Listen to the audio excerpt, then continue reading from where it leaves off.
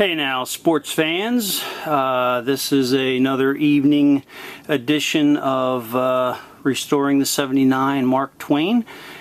You can see that I now have the shroud, that orange curtain holding thing that was in the back. I've gotten it completely out, and so now I have unfettered access to get back to the back of the engine where all the bolts are that I'm going to have to take out to get the engine out. But first, I have a big job, and an important one.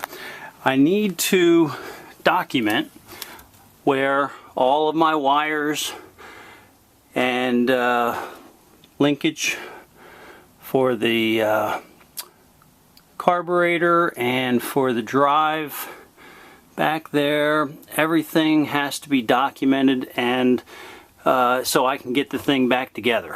The worst thing you can do on a restore is just get all happy tearing stuff out, throwing stuff around. Now I'll remember where that goes. Well, guess what? You don't.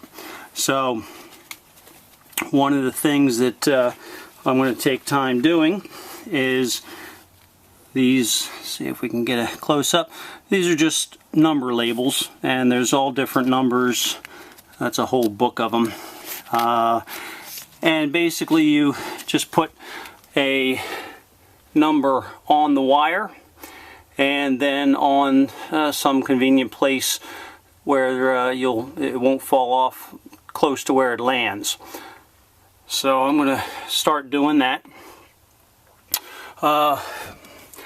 The floor here is a little soft, and one of the things that I'm going to upgrade is I'm actually going to put a second layer of 3/4 inch plywood on top of the deck. I'm going to fiberglass the first regular layer, and then encase another piece of 3/4 and fiberglass it on top.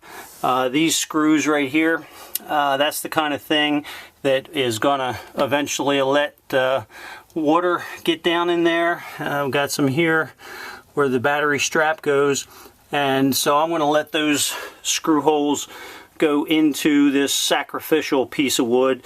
If it were to ever rot, oh well, that could be replaced. So that's my plan, and I'm going to get some of this done tonight, not a whole heck of a lot. I'm also going to do a lot better job routing all these wires. You can see it's quite a rat's nest. There's the bilge blower. I took all the tubes out of there except for the one, and I gotta find out if that blower works. It didn't work last summer when I tried it. Alright, that's good for tonight. Bye for now. Okay, one of the big things with old boats is what needs to be fixed and what doesn't need to be fixed. The transom is probably the biggest thing that you need to be concerned about because it involves the most work, and a lot of people just don't want to mess with a transom that's soft and needs to be replaced. So fortunately I have a friend who lent me a really high quality moisture meter. And something that I just recently learned is that you don't have to go down to bare wood to actually take the measurement.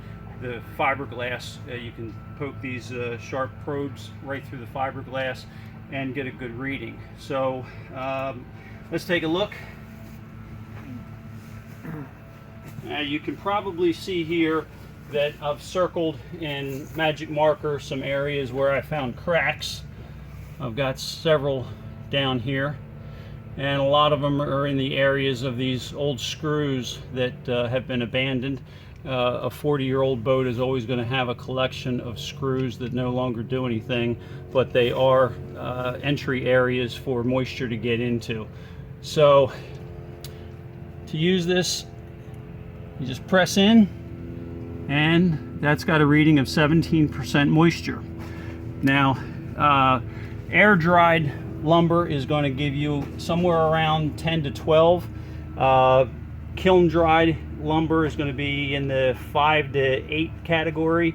and just normal boat wood, anything under 20 is considered good. So let's see what else we get.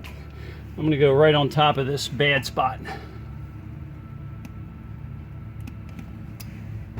Oh, got a 21. That's not good. Let's try down here.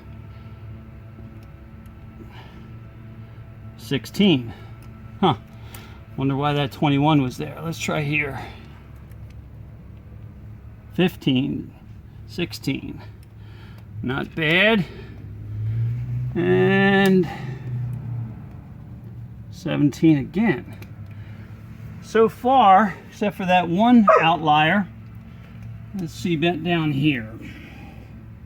16. 17. Oftentimes you get leakage right around this area too, and that wood will begin to rot. 17 again. Okay, well, let's try this one last time. I think it was right around here.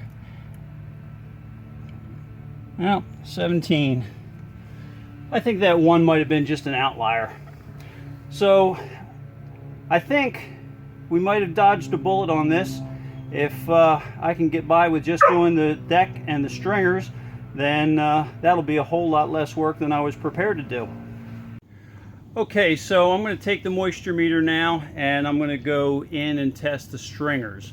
I've cut a hole in this part of the deck underneath the seat. It allowed me to access 2 of the stringers, and let's see how they make out. So you can see in here I've got a thwart or a bulkhead going this way. I've got the top of a stringer here, and no there's no question about the rot here. You can see everything's just mushy and soft and destroyed. There's another stringer in here, which I don't know how good you can see in there, but let's see what the meter reads for these locations. All right, so that one's giving me 25. That's not a good reading. 25 again. And this is going into the one we can see is rotten. Only 15, that's got to be a mistake. 25, 24. Yeah, so you can visually tell because I've cut a hole in the floor, but you can also verify it with the moisture meter. The moisture meter, this one here is a couple $100. You can get them for $30, $40 from Lowe's or Home Depot or Amazon. And they're decent enough quality to get you through.